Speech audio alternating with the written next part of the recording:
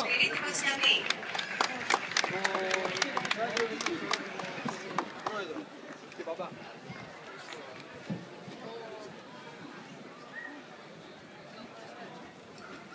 Στη δεύτερη θέση, ο Δημοτικός Ναυταθλητικός Όμιλος Ιμερνίτσα,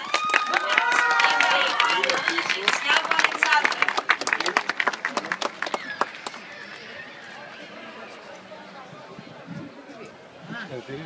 Συγγνώμη λίγο. Χειραψία, κάνε.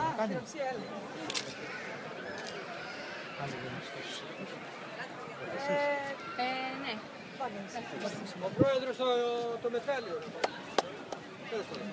Εντάξει κύριε Πρόεδρε, είναι σε σίγουρα χέρια, δεν το βλέπω. Το Γενικό Γραμματέα λόγω τα Βλέπουμε μαζί. Εδώ. Για το 2013, στη Δίκο Κάτσε μια έτοιμοι όλους μαζί. Μπες μαζί. Ο Ναυτικός Όμιλος Ιωαννίνων με τη Διαμάντη Ελένη και τα Λαμάντα Λίδια.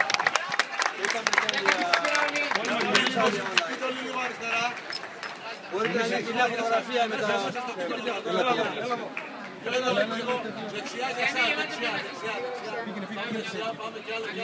Κορίτσια, δείξτε μου λίγο τα μετάλλια.